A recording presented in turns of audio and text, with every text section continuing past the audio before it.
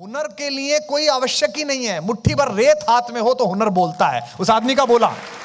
और हम अपने काम को, अपने हाथ के काम को बुरा समझते हैं। समझ में नहीं, हमें नहीं आता है कि ईश्वर ने जो हमें दिया है वो अपने से बस थोड़ा सा कम दिया है। ईश्वर बनने की सारी संभावनाओं के साथ दिया है, पर हमको लगता है कि ये करना मुश्किल है। इसलिए सपनों के पीछे अगर आपने जागना बंद कर दिया तो जिंदगी बेकार है। 1992 का ही दौर था, 1992 के आसपास का वक्त था, जब मैंने खुद से प्रॉमिस किया कि हिंदी की कविता जो कुर्ते पजामे में है, जो एक गांधी आश्रम के झोले में है, जो रबड़ की चप्पल में है, वो इंटरनेशनल ब्रांड बने, पूरी दुनिया में जाए। बताया गया कि देश की वित्त मंत्री ने तारीफ की है जीएस की। ये सचमुच बहुत बड़ी अपॉर्चुनिटी है, वो मुश्किल से ही किसी की तारीफ करती हैं। हिंदुस्तान में क्या होता है कि जो एंटरप्रेन्योर बनने की, अच्छा एंटरप्रेन्योर, हमारे टाइम में तो इंटरप्रेन्योर था, फिर मेरी बेटी ने बताया कि गलत बोलते हो, त्रय लगता है इसके अंदर। हाँ, क्योंकि अंग्रेजी का पता नहीं है कि कब बदल जाती है। हम तो मेरठ कमिश्नरी के लोग हैं, हमारी तो इतनी खराब है कि मुझसे तो अभी कोई कह रहा था जी मेरा प्रोनाउंसिएशन खराब है। मैंने कहा मेरा भी वही खराब है जो तेरा खराब है। तो जो हिंदुस्तानी एंटरप्रेन्योर है उसकी जो फ्लाइट है वो जिस जगह आप बढ़ने की कोशिश कर रहे हो, यहां आके तो विराम में आ जाती है। इस देश में 1 से 10 करोड़ रुपया कमाना बहुत कठिन है, मुश्किल है। लेकिन 10 करोड़ से 100 करोड़ रुपए का, 200 करोड़ रुपए का ड्रीम देखना मुश्किल नहीं है। 2-3 बैंक के मैनेजर से आपका परिचय होना चाहिए, उनके बारे में पता होना चाहिए कि ये हांगकांग जाना पसंद करते हैं, बैंकॉक या हरिद्वार जाना पसंद करते हैं। 10 से 100 करोड़ कमाना कोई मुश्किल काम नहीं है। 2 अच्छे एमबीए रखिए जिनको पीपीटी में महारत हो।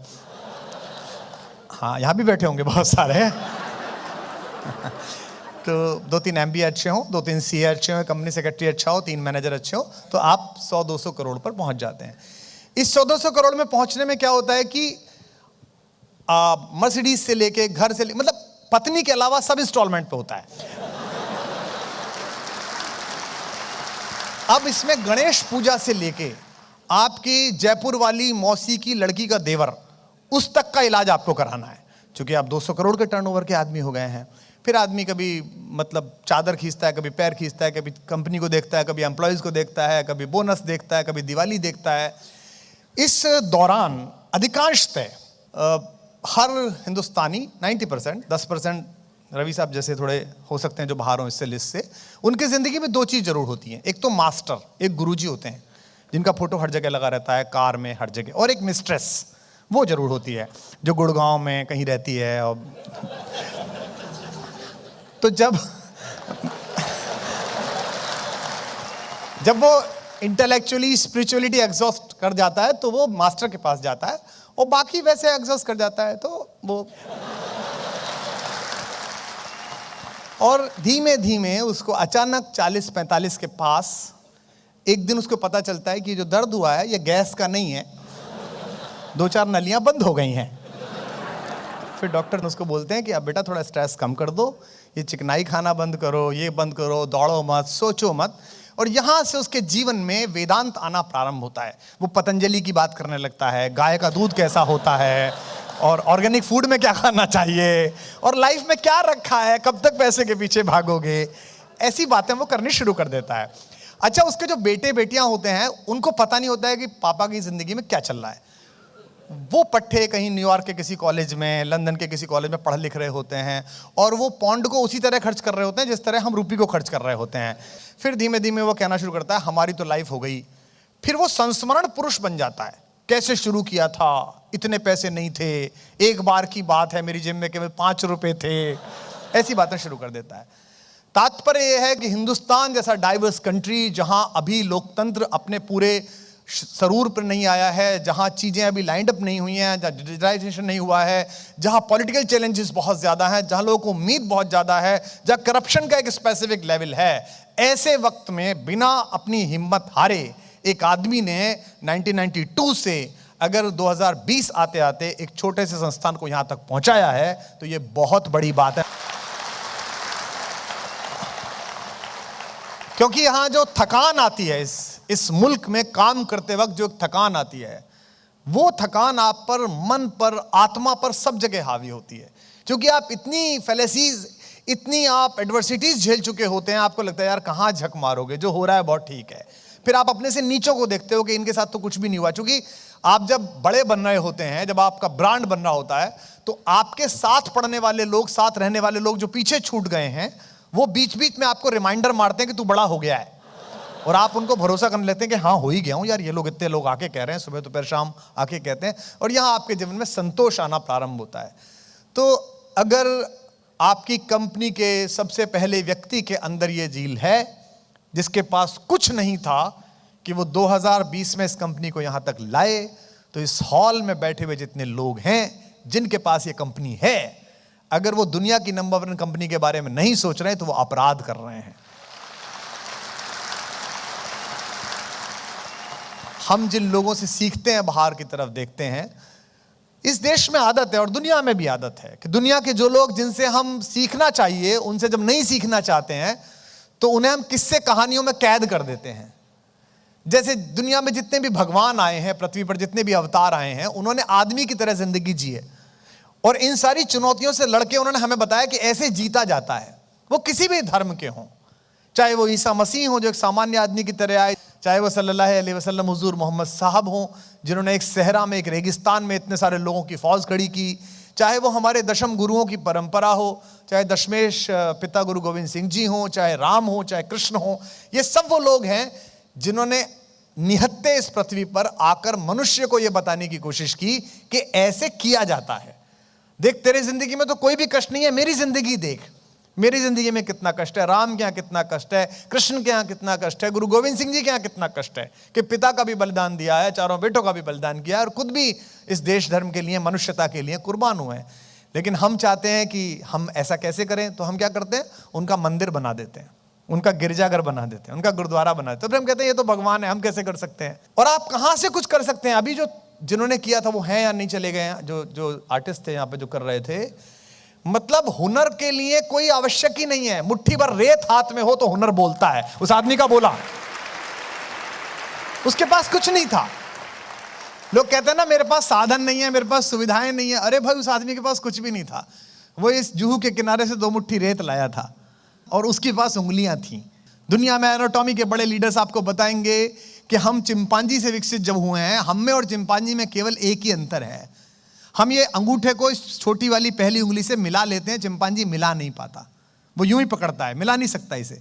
इसलिए वो कलम नहीं पकड़ सकता, इसलिए वो कूंची नहीं पकड़ सकता। ये मनुष्य को अतिरिक्त दिया भगवान ने कि इन दोनों हड्डियों के बीच ये लोच दी कि पकड़ सके। और हम अपने काम को, अपने हाथ के काम को बुरा समझते हैं। समझ में नहीं, हमें नहीं आता है कि ईश्वर ने जो हमें दिया है वो अपने से बस थोड़ा सा कम दिया है, ईश्वर बनने की सारी संभावनाओं के साथ दिया है, पर हमको लगता है कि ये करना मुश्किल है।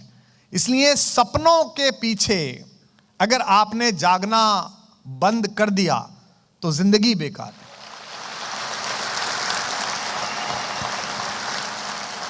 और एक पल के बाद एक ऐसा वक्त आता है कि अगर आपने एज ए टीम लड़ लिया उस चुनौती से, तो आप हंस के याद करते हैं। अभी जब मैं पहले आ गया था हॉल में, मैंने रवि भाई से एक ही सवाल पूछा था कि ये सब तो ठीक है, ये बताइए कि नोटबंदी के टाइम कैसे मुकाबला किया था। और उनके चेहरे पे एक स्माइल थी कि हाँ टफ था, वो हो गया था। लेकिन हम ये कहना हाँ टफ था, हो गया था, ये तो 1 सेकंड का वाक्य था, लेकिन इसमें आप सबकी जो रातें लगी होंगी, जो मेहनत लगी होगी, उसे मुझ जैसा आदमी महसूस कर सकता है। वो जो आंसू बाहर खड़े लोगों के थे जिनको पैसा नहीं मिल रहा था, उन सब आंसुओं को आंख के अंदर रोकने की जिद आपकी थी कि हम जल्दी से जल्दी कुछ ऐसा कर देंगे कि इनमें कोई आदमी रोए ना, किसी का आंसू ना निकले। जो भी हुआ है, हर आदमी को नोट मिल सके, हर आदमी को काम मिल सके। इस दुनिया में सबसे बड़े काम बड़े लोगों ने नहीं किए, सामान्य लोगों ने बड़े तरीके से किए।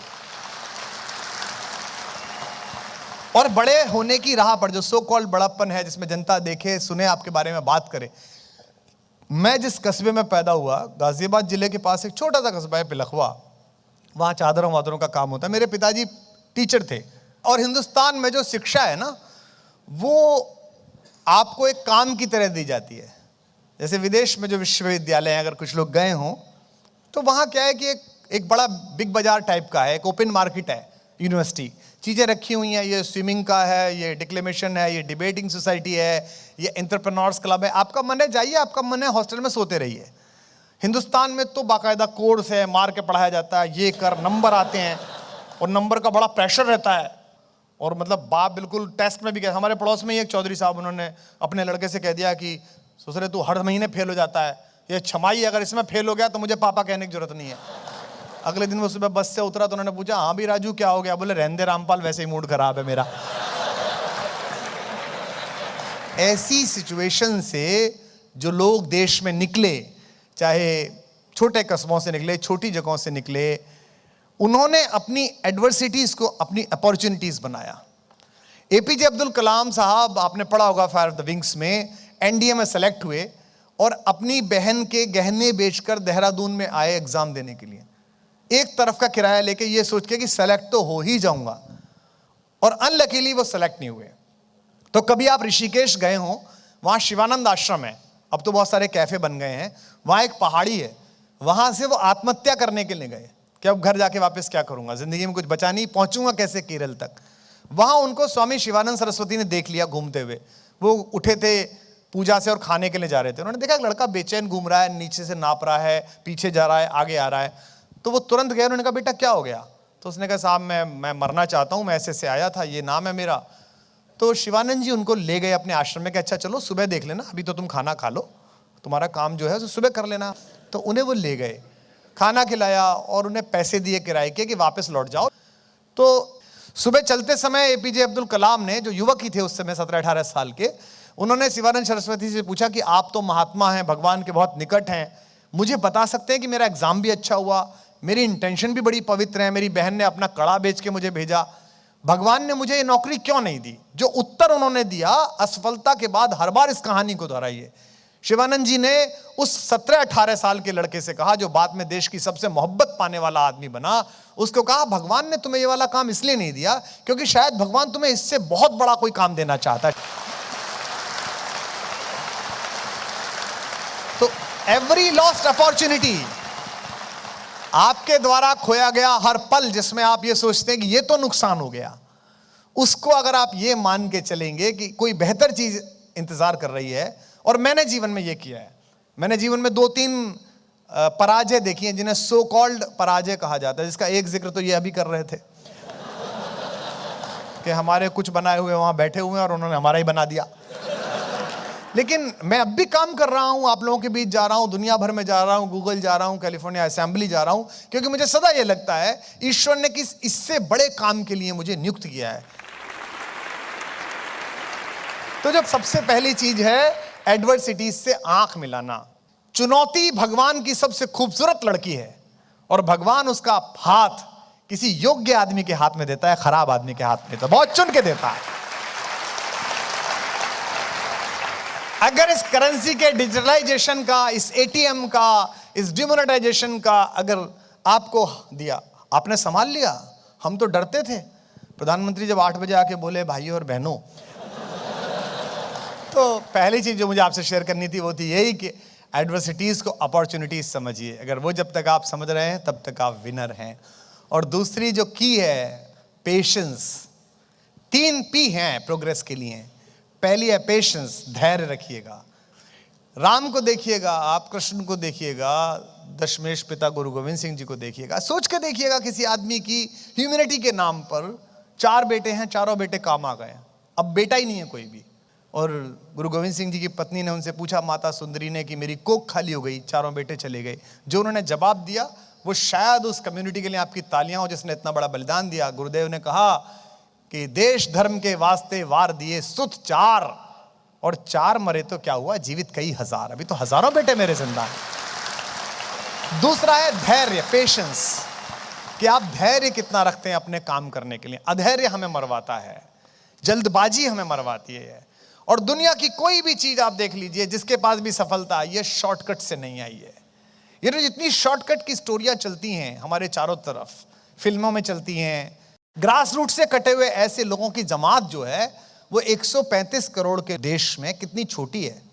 हम 130 करोड़ हैं और इतने तो काउंटेड हैं। 130 करोड़। बट हमने इसे ताकत नहीं बनाया। अब ये 130 करोड़ लोगों के हैं, इनका डिजिटलाइजेशन होना है, इनके रेवेन्यू एक्सचेंजेस का, उसकी जिम्मेदारी आप पर है। हर वो आदमी, एक बात मैं आपसे बोलूं, आपका एटीएम जिसको आप तैयार करके भेजते हैं, आप जब उसके प्रोसेस में होते हैं, उसके सॉफ्टवेयर बना रहे होते हैं, उसकी बॉडी शेप कर रहे होते हैं, उसको भेज रहे होते हैं, उसको मॉनिटर कर रहे होते हैं, उस ट्रांजेक्शन को देख रहे होते हैं, मेरी एक ग्राहक की तरह, एक एंड यूजर की तरह आप ये बात समझिए कि उसके सामने खड़े होने में मेरा आत्मविश्वास कि मैं एक ये प्लास्टिक का कार्ड लेके जा रहा हूं, एक मेरे पास पासवर्ड है और इसमें से मैं अपनी कमाई का पैसा निकालूंगा। सरकार और बैंकिंग के अलावा इसमें जो सेल्फ कॉन्फिडेंस का 80% हिस्सा है वो इस हॉल में बैठे हुए लोगों का है, इस कंपनी का हिस्सा है। उसका जरा सा भी माल फंक्शनिंग, उसकी जरा सी भी प्रॉब्लम मुझे जो आत्मविश्वास को तोड़ता है, वो आप अगर उसे ध्यान में रख के करते हैं काम को, तो फिर आप भारत के साथ न्याय कर रहे हैं और आप देश के लिए क्यों काम कर रहे हैं। देखिए, आप ये कह सकते हैं कि ये कंपनी है।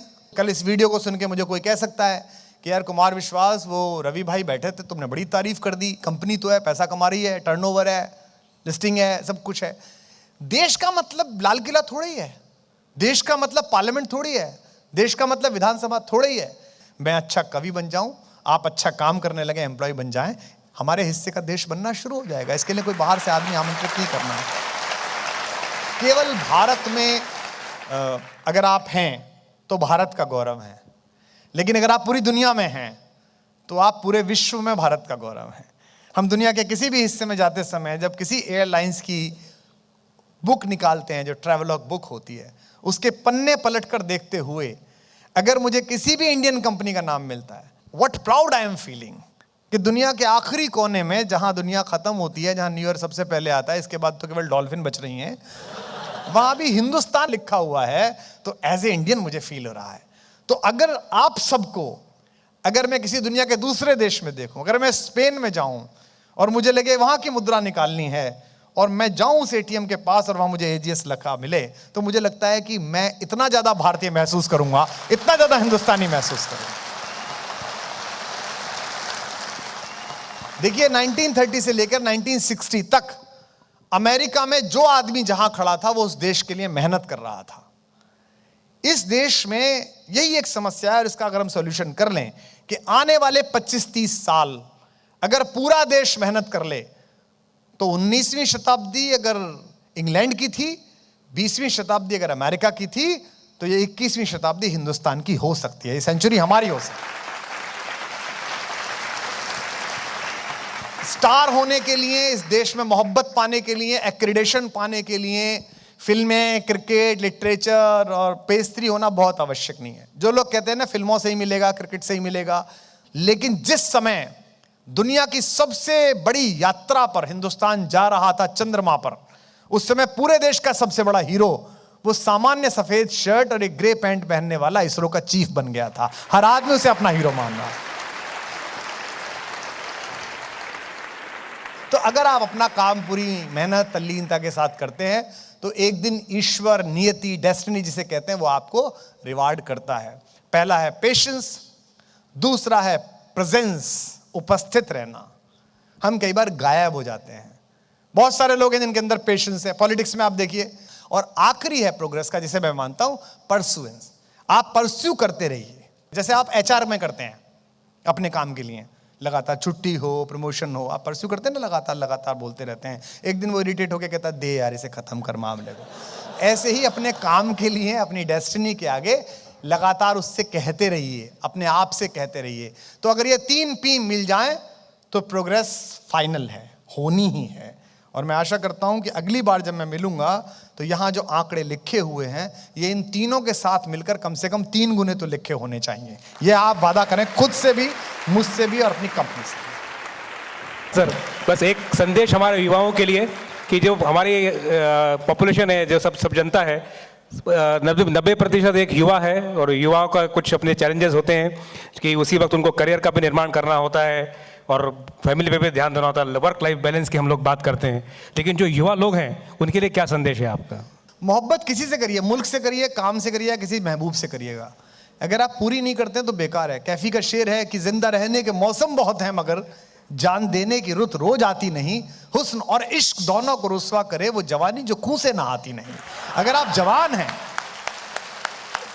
गालिब ने कहा है कि रगों में दौड़ते फिरने के हम नहीं कायल, जब आंख ही से न टपका तो फिर लहू क्या है। अगर आप एक काम ढंग से नहीं करते तो फिर कोई काम ढंग से नहीं करते।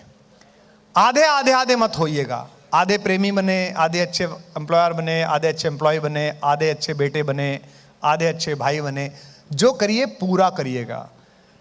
कृष्ण इसीलिए पूर्ण पुरुष हैं, इसीलिए कंप्लीट मैन हैं। एक शूटिंग पहन के एक आदमी उतरता है, उसका मुंह चाटते हैं कुत्ते, नीचे लिख के आता है कंप्लीट मैन। वो कंप्लीट मैन नहीं है, कृष्ण कंप्लीट मैन है। कृष्ण बचपन जीते हैं तो ऐसा कि आज भी लाड़ से हिंदुस्तान की हर मां अपने बच्चे को कान्हा कहती है, मेरा कन्हैया, मेरा बेटा कहती है। कृष्ण जवानी जीते हैं तो ऐसी कि इश्क में पागल लड़के को आज भी कॉलोनी वाले कहते हैं कि बड़ा कन्हैया बना फिरता है ये।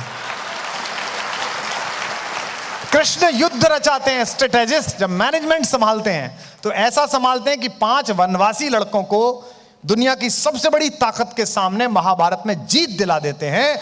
और कृष्ण जब ज्ञान देने पर आते हैं तो गीता जैसी किताब देते हैं जो सारे नोबेल पुरस्कारों से बड़ी है।